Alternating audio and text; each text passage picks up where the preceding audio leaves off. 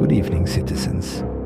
Welcome to Neusatz, a town carved by the Danube's slow hand and guarded by the shadow of Petrovaradin, where every cobblestone carries the weight of empires long gone. In each episode, we lift the dust from forgotten pages, unearthing stories that lie just beneath the skin of the city. Tonight, we walk the quiet streets of Neusatz. These stones have felt the steps of soldiers and saints, merchants and wanderers, but once they also felt the quiet tread of a young man who would one day bend the universe to his will. This is where Albert Einstein came, not as a legend, but as a husband, a father, a guest in a house of pale walls and whispered dreams. Come with me as we follow the fading glow of Kisačka Street and open the door to a chapter the world has nearly forgotten. There are cities that cling to the hem of history, their names echoing in the footnotes of great men's lives. Tonight, we drift to Neusatz, not a city of science, not a city of revolution, but a city of family, of fleeting peace. You know, as we wandered through the marshalling yard and the fortress in earlier episodes, we saw how Neusatz was shaped by ambition and conflict. But tonight, we find it as a backdrop for something softer, a chapter in the life of Albert Einstein that most have forgotten, or perhaps never knew. Imagine it: cobblestone streets, the slow toll of orthodox bells, the Petrovaradin fortress brooding across the river. Here, Einstein was not yet the man who bent the universe to his will.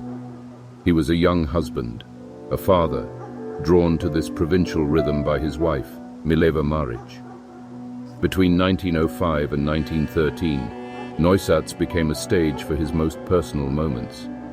No equations, no chalk dust, just the hush of family life, the laughter of children, and the gentle current of the Danube carrying secrets downstream. It's a side of Einstein that rarely surfaces, but tonight, we let the city speak for him. Now, every story has a thread, and for Einstein in Neusatz, that thread was Mileva Marić. Born on the sunlit plains of Vojvodina, Mileva was the daughter of Miloš Marić, a man who balanced military duty with a deep respect for learning. It was in Zurich, 1896, that Einstein met Mileva. She was one of the few women in physics at the time, sharp as a winter wind, determined in a way that left a mark on everyone she met. Their partnership was forged in the fires of ambition and adversity. By 1907, the Marić family had built a stately neo-Baroque home at Kisačka 20.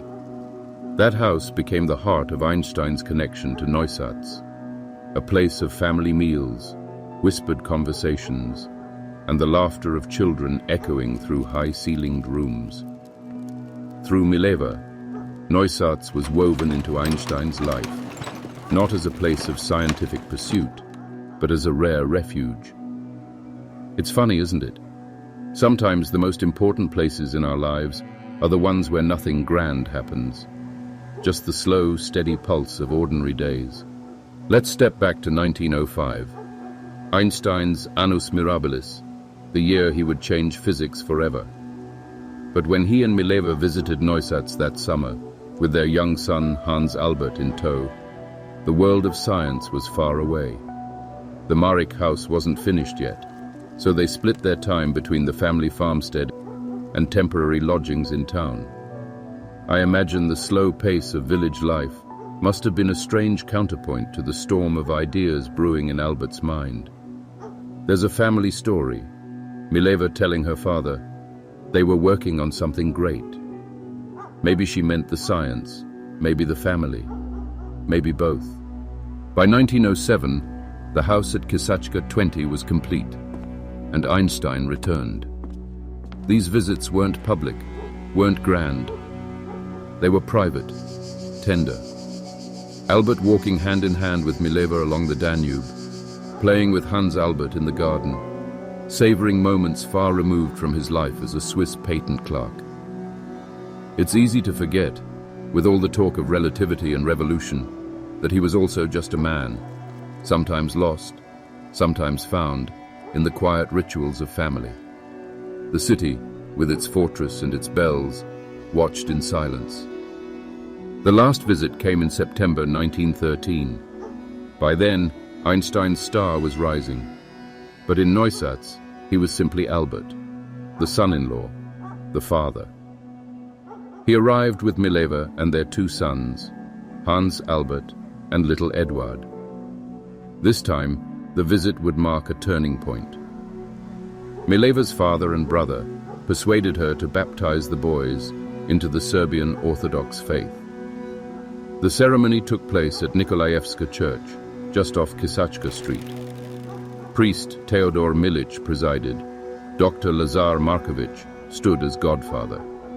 Einstein, secular and indifferent to ritual, agreed out of respect for Mileva's family and their traditions. That was the last time he walked these streets. Within months, Berlin called, and the distance between him and Mileva grew. Their marriage, already strained, began to unravel. Neusatz faded into memory, a sepia photograph, a house with echoes in its walls. It's a pattern we've seen before, isn't it?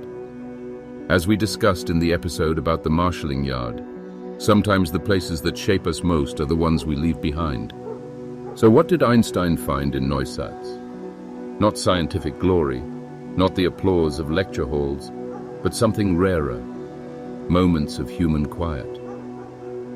Evenings spent with the Marić family, stories traded over simple meals, the conversation slipping between German and Serbian, the slow rhythm of the city, the distant chime of church bells, the fortress looming in the dusk, all of it a world apart from Zurich's bustle or Berlin's ambition.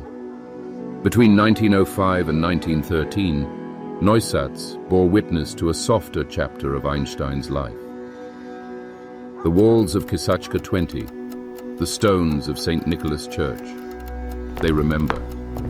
And though this chapter is small in the grand story, it whispers still, carried on the winds of the Danube, waiting for those who care to listen. Perhaps that's the lesson Neusatz offers us, that even the greatest lives are made of quiet moments, half remembered, but never truly lost. Thank you for listening to another episode. Stay tuned for more forgotten stories, hidden places, and voices that time tried to silence. Until next time, keep your eyes open and your steps quiet. And remember, you are not welcome here.